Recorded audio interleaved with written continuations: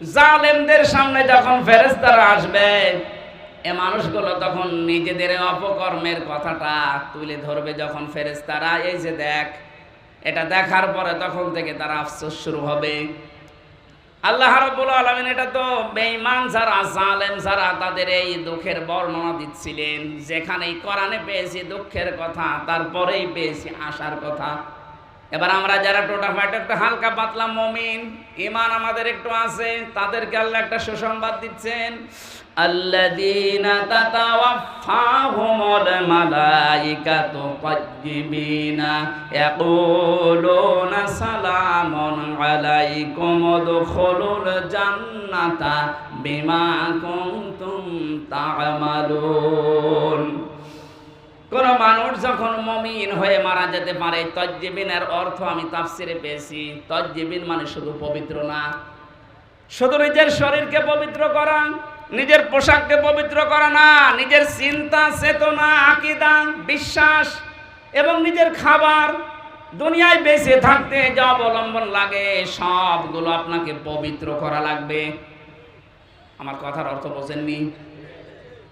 ফেরেশতারা যখন আসবে বলবে, বান্দা তোমার তো সবই দেখছি পবিত্র, কারণ তোমার আমলনামা যে 60 বছর 70 বছর যারা লিখেছে কিরামান কাতিবিন, এরা আমাদের কাছে দেখো দিয়েছে, পড়াটা আমরা পড়ে দেখলাম, এর ভেতর কোনো নাপাক প্রবেশ করেনি। সুবহানাল্লাহ বলতে পারো?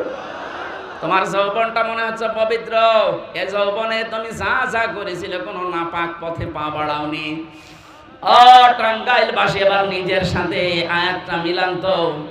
এখন যদি আপনার ডাক চলে আসে মরণের, যেটা ফেরেশতারা দেখবে, এ কথা কি বলতে পারবে হামজা তোমার জীবনটা পুরা দেখলাম, এটা পরিষ্কার আছে, পবিত্র আছে? তাইয়্যিবিনা মানে শুধুমাত্র পোশাক পবিত্র না, শুধুমাত্র শরীর পবিত্র না, তোমার সব পবিত্র হওয়া লাগবে। তোমার চিন্তা চেতনাও, তুমি দুনিয়াতে কি কি করেছিল ওই কাজগুলো পবিত্র হওয়া লাগবে। তোমার কর্মজীবনটাও পবিত্র হওয়া লাগবে। একটু যদি বিবেকটা খাটাতে পারতাম, আমার মনে হয় এই আয়াতটাই আমাদেরকে নাজাতের জন্য আল্লাহ যথেষ্ট করে দিত। তো ওই মানের চিন্তা আমাদের ভেতরতে নেই। আমাদের সব গরু মার্কা চিন্তা, শুধু খায় আর পায়খানা করে। একটু চিন্তা করেছেন যে আল্লাহ পবিত্র ফেরেশতাদের হাতে এটা তুলে দেবে, আমি যদি পবিত্র না হই ফেরেশতারা এটা নেবে না, আমার ওটা নেবে নাপাক ফেরেশতা।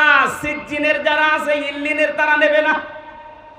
আমার এখনই পরিবর্তনের দরকার, 10 বছর পরে না, 20 বছর পরে না, এখনই। কখন?